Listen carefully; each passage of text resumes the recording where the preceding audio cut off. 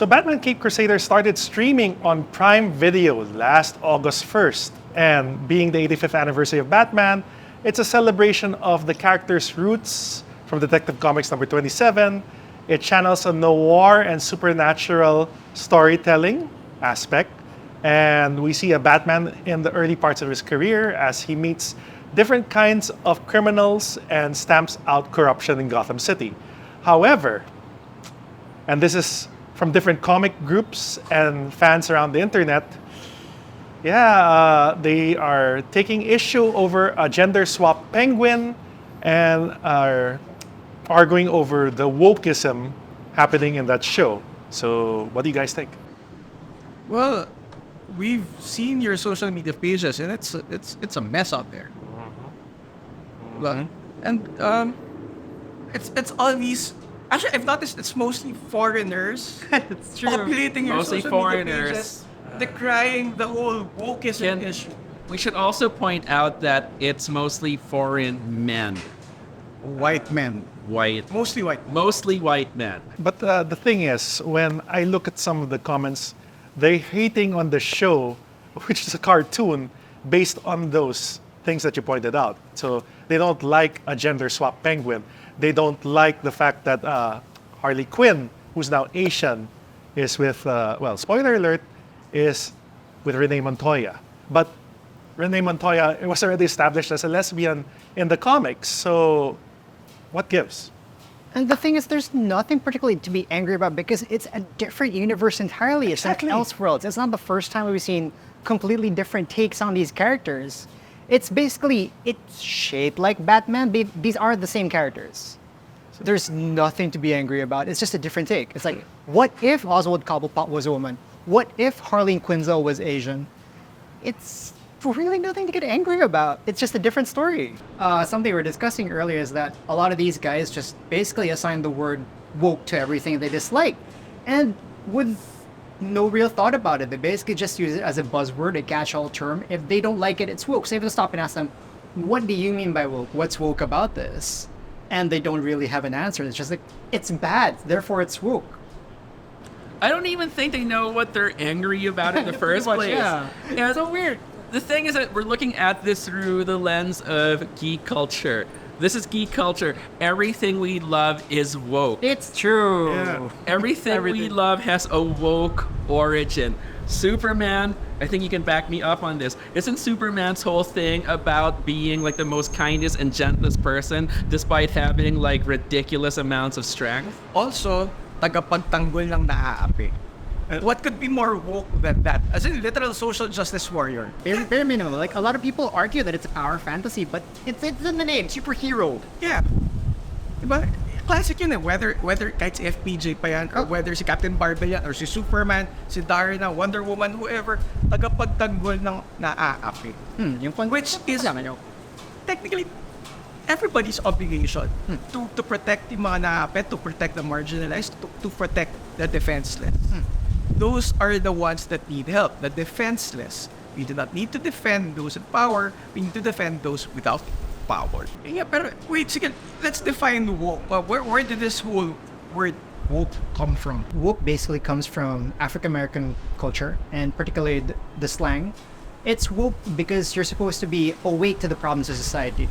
You're awake to how unfair things are, awake to how things can be different. It's just a catch-all term for having your eyes open, basically.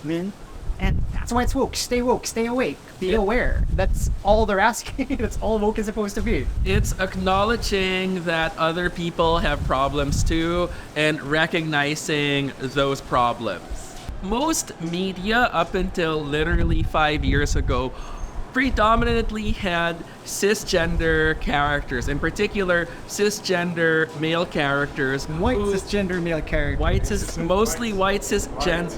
I just stress mostly here, because I'm trying to be fair. But again, mostly white cisgender male characters who most likely were heterosexual. This was basically the default for characters that we saw all across film, comic books, video games, TV, you name it. It didn't really start to diversify even though there were women there. It's only now that we're starting to recognize, okay, there's more than one kind of person, and they deserve a chance to be in the sandbox too. One of the other arguments that people make is changing their race, making characters like Barbara Gordon or Commissioner Gordon into African Americans. But it doesn't change anything about their characters. As Khan pointed out, it's a DC Elseworld story. It's a different take. Yet people down to the little minuscule will criticize it. They're going to say you're wrong. That's not what I grew up with. They're going to get angry. They're going to hate you for it. They're going to call you names. I mean, it's a cartoon, guys. You're just supposed to enjoy it. If you don't like it, don't watch it. And if you don't like it, just go back and watch your old cartoons. The old Exactly. comics, the old cartoons are always still gonna be there. You don't like this version, then tough. Then it's not for you. Yeah. Not everything is made for you. Basically, be open-minded. That's what we're trying to say here. If you don't like it, you're not the target audience. But there are other people who will embrace it. They'll watch it because it's a, and they also criticize this term, it's a fresh take. I think you're also dealing with a lot of people who, for the most part, are probably lost, are probably disenfranchised, are probably angry about their situation in life, but haven't been in a situation where they got the language to be able to properly articulate that frustration. Because in my personal experience, maybe I'm lucky this way, I am lucky that I don't deal with a lot of queer phobia that regularly in my life, but it does occur. And I say that because in most of my interactions, I found that most people aren't completely bigoted. At most, they're just ignorant. How do we make people understand that there's nothing wrong with being woke? First, I think people need to seriously chill out. That's true. Everyone needs to chill out. Everyone needs to chill out. Just take a step back and breathe, dudes. The straights who are worried about all these like queer identities and whatnot, no one's taking your identities away. No one's trying to go after your kids or anything. We just want to live our lives, and we just want to see representation of our lives the way you get to see representations of your lives every day the moment you get out of the door. The other thing is also for other LGBT folk, we also have to chill out also. If we keep losing our anger and getting it's just going to take us away from our ultimate goal, which is just equality with everyone. That's really all we want. So first off, we all need to chill out. Secondly, we all need to study media literacy and media criticism. please do. But thankfully, K to 12 has answered that. There is media literacy in grade 12. So hopefully the kids will have it better. It's true, hopefully. Yeah, because media literacy, I guess part of it is just like base literacy at the bare minimum, you know? I think like one of the reasons I can appreciate all these things now that I'm older is because I grew up reading all sorts of weird things as a kid. Like, I was never pigeonholed into reading, boys' adventures. I read both Nancy Drew and the Hardy Boys. Right. I mean, come on, guys. I mean, look at Batman today, right? As I said, Batman Cape Crusader was being inclusive. Renee Montoya is an established lesbian. And then they depicted that there. Although the relationship is with a different kind of Harley Quinn. She's not blonde there. Some people just take issue with And it's change. completely different Harley Quinn. Exactly. It's an angry, psychotic Harley Quinn. Yeah. But basically, yeah, dude, it's like not everything is for you. That's pretty much it. Like we have like what, decades of Batman aimed for us, pointed at us. Like let someone else have a different flavor of Batman. It's perfect. Instead of labeling others as woke or derogatory terms or just insulting them, you can express your opinion in a different way, in a nicer way, and just say, okay, I didn't like it. Okay, that's simple, fine. It's not for you. Move on. I welcome healthy debates and toxic debates, as we've seen before. I am no stranger to those things. I welcome it. But the moment I hear someone use the word woke, they automatically lose whatever argument they were trying to make, because they can't find a way to elaborate or further explain their point, and then lumping it into one politically powered word, which at this day and age for me personally as a queer person is kind of moot. Yeah, bare minimum, guys. Like, don't lump everything into a simple buzzword. Like, just because you don't like it, buzzwords kind of suck, basically, for actual critical discussion. It is an easy way to simplify something, but it's not always the best way to discuss. So next time you want to consider something woke, you might want to step back and think like, what exactly does woke mean? How is this woke? And why am I angry about it? Star Trek had the first interracial kiss on TV. Captain Kirk and Uhura. That was pretty woke for its time. The woman who produced Star Trek, Lucille Ball, was the first person to depict a marriage on TV.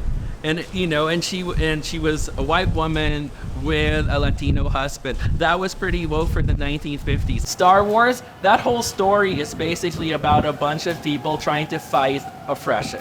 It's literally called Star Wars. Star Wars. Like, honest to God, the Rebel Alliance are a bunch of lefties. It was a metaphor for the Vietnam War. Yeah. Oh man, people complaining about that. It's my the Vietnam God. War where America is the empire, and who's the director? George Lucas, who's an avowed Democrat. Guys, the stormtroopers were white, just saying. And he doubled down on that on the prequels. The prequels was political, a lot more political than either sequels or the OT. There you go. We're just saying Star Wars is political. If you argue against that, you miss the point of Star Wars. All right, so what do we do with the people in your comment section? Oh, well, and for every other comic book group and other sections, the best way to do it is just what we're doing right now, to educate them. Say the proper words, media literacy, as you pointed out, and chill. It's a good summary. Just chill. Aside from chilling, another way you can educate yourself, if you have DVDs or if you can find director commentaries, listen to those director commentaries, hear what the creators have to say for themselves about the work that they created. Before you judge. Before you judge, and kind of like tying back into things. I grew up in the 90s. Every kid in the 90s, regardless of where you were, we all had those either VHS or VCD tapes of X-Men the animated series, and they were always opened by a message from frickin' Stan Lee himself talking about what political events inspired him to create the X-Men in the first place. I have one final suggestion for you, Tim. What are you going to say? You can always just delete the comments. But they're funny. Like, these guys are more invested in comic books. I'm more invested in Star Wars and other stuff. So I'm going to use Star Wars as an example here. I still have not finished Acolyte yet. And Acolyte, for all intents and purposes, is supposed to be the queerest Star Wars show. And automatically, I'm in. I know I'm eventually going to finish the Acolyte, but I don't really feel pulled to it. Not because I think it's woke or anything. I think it's great. I just don't feel compelled by the story. So if you feel like you have a problem with something, maybe it's not the depictions of the people there, but rather than the way they're written in the first place. Yeah, I have like no problem whatsoever with the protagonists or like the main characters, the main plot points being two women of color. My main point is that I feel no investment in them whatsoever. Kung pangit para sa yung storytelling, okay, articulate it. But you have to learn to separate it from the wokeism. Yeah, you're right. But Define woke for you. Is it really why you're angry? or is it because the storytelling is really awful? Yeah. What's wrong with diversity? What's wrong with change? I mean, other people can see themselves as that actor, as that character. It's just being open-minded. So you know what? One final thing lang before we wrap this up. Parang people are also saying in response to that, parang, oh, it's the woke agenda, it's the director's agenda, it's the writer's agenda. I wasn't aware there was an agenda. Like, I missed the document, or was that attached in an email or something? Guys, this is what you have to realize, okay? Every creator has an agenda. Okay, every writer has an agenda. There's a reason why creators write the stories or tell the stories that they want to tell. Okay? Everybody has an agenda. Maybe your issue isn't their agenda, but because you either do not like how they wrote the story, or politically you're not aligned with the creator. And even if you're not politically aligned with the creator, so what? Is that it? Does that automatically make the story awful just because you don't align? Sometimes, maybe sobrang diametrically opposed kayo that you might want to object with it. Okay, fine. But is the storytelling good? Or does it work? Is it tight enough? If it's not tight enough, then it's not really about the agenda. It's about the narrative. Yun na yun eh. Parang naghanap tayo na, naghanap tayo na parang, oh, agenda. No. Okay? We have to learn to differentiate between the two. Look at that. I mean, before Batman Cape Crusader cast African American Barbara Gordon and African American Commissioner Gordon. Matt Reeves did it first in The Batman with what's his name, Jeffrey Wright as Commissioner Gordon. Lando Calrissian. There you go. Lando Calrissian was Harvey Dent. Harvey Dent was supposed to be played by an African American by Lando Calrissian himself. He is played He was, but he never became Two-Face. Two-Face. He never came Two-Face. And eventually, they made that happen in the Lego Batman movie because Billy D. Williams voiced Two-Face there. Oh, they did follow through, by the way, with the Two-Face thing in the Batman comic sequel. So yes, if that you have too. like, the bandwidth, go and look it up. It's pretty cool. So it's kind of ironic that we're telling people to chill on a program called Nerd Rage, but it is what it is. Yeah, it is.